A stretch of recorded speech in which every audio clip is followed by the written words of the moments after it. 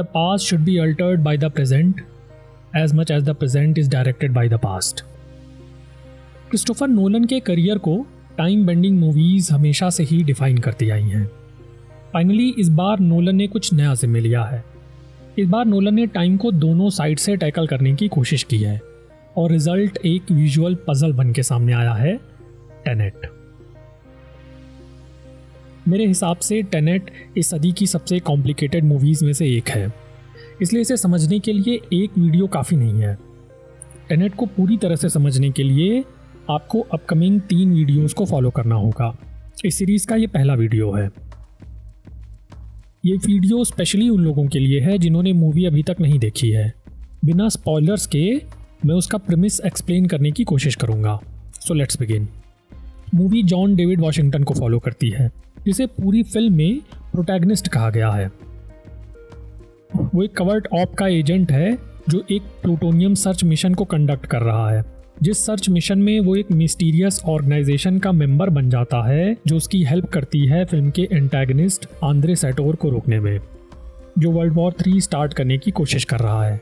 अपने सिंपल से प्रीमिस में ये मूवी किसी बॉन्ड फिल्म जैसी लगती है, लेकिन ये स्पाई जॉनरा की मूवी इंटरेस्टिंग तब हो जाती है जब प्रोटैगनिस्ट का सामना एक टाइम इन्वर्जन करने वाली मशीन से होता है, जो किसी भी ऑब्जेक्ट या सब्जेक्ट को टाइम में वापस भेज सकती है उसकी एंट्रोपी को उलट के। मूवी का टाइटल टेनेट भी अपने आप में एक पैलिंड्रोम है जो दोनों ओर से 10 पढ़ने में आता है। इस फिल्म में नोलन ने टाइम को बिल्कुल इसी तरह से लिया है कि किसी भी इवेंट के ऑर्डर को स्टार्ट और एंड दोनों ओर से टैकल करने की कोशिश की है। लेकिन इस टाइम इन्वर्जन के बिल्कुल नए और शुडाई से एलियन कॉन्सेप्ट को समझने के लिए हमें सबसे पहले 1940 में जाना होगा, जब यूनिवर्स को समझने के नए तरीकों के बारे में डिस्कशन चल रहा था। रिचर्ड फाइनमैन और जॉन व्हीलर, जो उस सदी के सबसे बड़े फिजिसिस्ट थे, उनके बीच में एक बातचीत हुई जिसमें जॉन व्हीलर ने इलेक्ट्रॉन्स को समझने का एक बिल्कुल नया कॉन्सेप्ट सामने रखा।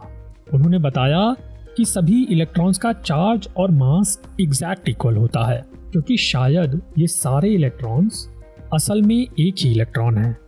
बाद में इसी थ्योरी को सिंगल इलेक्ट्रॉन थ्योरी कहा गया, जिसमें यह समझाया गया था कि दुनिया के सारे इलेक्ट्रॉन्स असल में एक ही इलेक्ट्रॉन है जो बस टाइम में parallel backward and forward movement कर रहे हैं। बाद में इसी थ्योरी का एक और एक्सटेंशन सामने आया जिसमें कहा गया कि पॉजिट्रॉन्स असल में पॉजिटिव इलेक्ट्रॉन्स हैं जो टाइम में बैकवर्ड मूव करने की वजह से पॉजिटिव इफेक्ट जनरेट कर रहे हैं। और इसी से लोग इस नतीजे पर पहुंचे कि अगर इलेक्ट्रॉन्स और पॉजिट्रॉन्स आपस में कोलाइड करते हैं तो दोनों का एग्जिस्टेंस समाप्त हो जाएगा, क्योंकि दोनों की एंट्रोपी एक दूसरे से उल्टी है।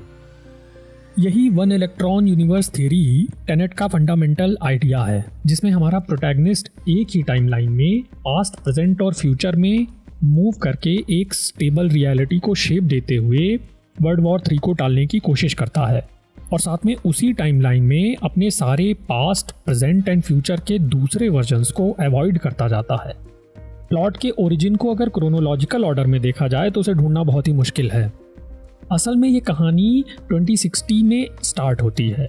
एक साइंटिस्ट है जिसने एक ऐसे एल्गोरिदम को बनाया है जिससे आप किसी भी बॉडी के एंट्रोपी को इन्वर्ट कर सकते हैं, और ऐसा करने के बाद वो बॉडी टाइम में फॉरवर्ड मूव करने के बजाय टाइम में बैकवर्ड मूव करना शुरू कर देती है। एंट्रोपी एक थर्मोडायनेमिक्स का टर्म है जो किसी सिस्टम के डिसऑर्डर को मेजर करता है। कोई भी चीज़ जितनी ही डिसऑर्डर्ड होगी उसकी एंट्रोपी उतनी ही ज़्यादा होगी। इसको ऐसे समझा जा सकता है कि चूंकि सॉलिड्स में मॉलिक्यूल्स लिक्विड्स के कंपैरिजन में ज़्यादा ऑर्डर्ड वे में होते हैं, इस वजह से सॉलिड्स की एंट्रोपी लिक्विड से कम होती है, और इसी तरह से लिक्विड्स की एंट्रोपी गैसेस से। थर्मोडायनेमिक्स का सेकेंड लॉ बताता है कि ओवर टाइम किसी भी सिस्टम की एंट्रोपी इंक्रीज ही करेगी, डिक्रीज नहीं। इसीलिए ग्रेजुअली सभी ऑब्जेक्ट्स डिके होते जाते हैं, क्योंकि वो हायर स्टेट ऑफ ऑर्डर से लोअर स्टेट ऑफ ऑर्डर में शिफ्ट होते जाते हैं। इसीलिए फिजिसिस्ट आर्थर एडिंगटन ने एंट्रोपी को एरो ऑफ टाइम कहा था। यूजुअली फिजिक्स के सभी लॉज सिमेट्रिकल होते हैं, मतलब जो इवेंट्स जिस ऑर्डर में घटित होते हैं वो उसी के रिवर्स ऑर्डर में भी घटित होंगे। लेकिन सेकेंड लॉ ऑफ थर्मोडायनामिक्स ही इसका एकमात्र एक्सेप्शन है, जहाँ चीज़ें फॉरवर्ड तो होती हैं लेकिन बैकवर्ड नहीं होती। जैसे अगर कोई ग्लास गिरता है और टूट जाता है और हायर ऑर्डर से लोअर ऑर्डर में शिफ्ट कर जाता है, तो फ्लो ऑफ एंट्रोपी ही है जो उसे अपने जुड़े हुए शेप में वापस जाने से रोकता है। लेकिन ऐसा नहीं है कि ग्लास के रीशेप होने की प्रोबेबिलिटी नहीं है। बात बस ये है कि सारे मॉलिक्यूल्स की वापस अपने पोजीशन पर लौट जाने की प्रोबेबिलिटी इतनी ज़्यादा कम है कि उसे ऑलमोस्ट नेग्लिजिबल मान लिया जाता है। इसलिए हालांकि ग्लास कभी भी खुद को रिपेयर नहीं कर सकता एंट्रोपी के ही चलते, लेकिन एंट्रोपी के ही चलते हम कभी भी इस पॉसिबिलिटी को रूल आउट नहीं कर सकते कि ग्लास खुद को रिपेयर नहीं करेगा। ये एक पैराडॉक्स है। ग्लास के खुद को रीअसेंबल करने की ये जो छोटी सी पॉसिबिलिटी है, इसी के इर्द गिर्द नोलन ने टेनेट का प्लॉट बना है। वो साइंटिस्ट की एल्गोरिदम यही करती है। वो किसी भी सिस्टम के एंट्रोपी को उलटकर उसे टाइम में वापस भेज सकती है। अपने एल्गोरिदम के पोटेंशियल थ्रेट को देखते हुए वो अननेम्ड साइंटिस्ट जिसने एल्गोरिथम को बनाया था, उस एल्गोरिथम को 9 हिस्सों में तोड़ के उनके एंट्रोपी को उलटकर दुनिया के 9 मोस्ट रेडियो एक्टिव जोन्स में छुपा देती है। अब वो 9 एल्गोरिथम के हिस्से टाइम में आगे जाने के बजाय पीछे को मूव कर रहे हैं। एल्गोरिथम के छुपाए जाने के लगभग 200 सालों बाद, जहां एनवायरमेंटल डिजास्टर्स के चलते ह्यूमन सिविलाइजेशन अपने एक्सटिंक्शन पर खड़ी है, लोग उस एल्गोरिथम को ढूंढना शुरू करते हैं, क्योंकि वो एल्गोरिथम ही है जो पूरी अर्थ को एक्सटिंक्ट होने से बचा सकती है। लेकिन वो एल्गोरिथम उनकी टाइमलाइन में एग्जिस्ट ही नहीं करती, क्योंकि 2060 के बाद ही उसे टाइम में वापस भेज दिया गया था।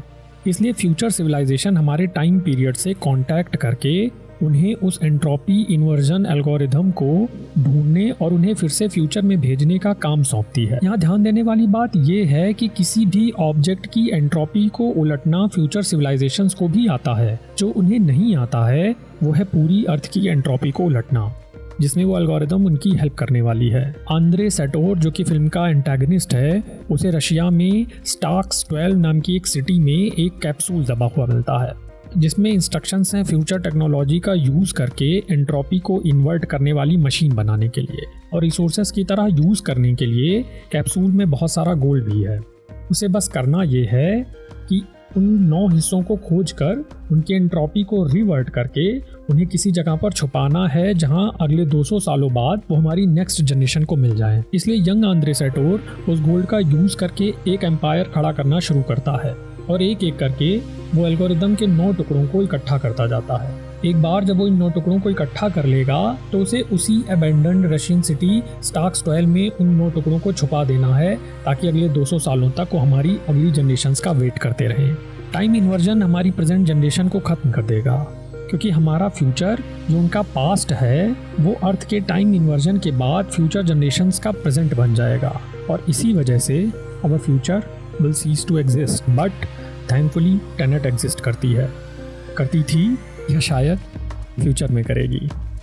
इट गेट्स मोर कॉम्प्लिकेटेड, इसीलिए हम अगले वीडियोस में एक एक करके सभी पैरेलल टाइमलाइन नैरेटिव्स को डिस्कस करेंगे। अगर आपको ये प्रेमिस अच्छा लगा तो मूवी को देखिए और हमें कमेंट सेक्शन में बताइए कि आपको हमारा कंटेंट कैसा लगा। सीरीज़ का अगला वीडियो मूवी की टाइमलाइन को एक्सप्लेन करेगा with a lot of spoilers. तो मूवी को कंप्लीट कीजिए and stay tuned for our next video. अभी के लिए बस इतना ही।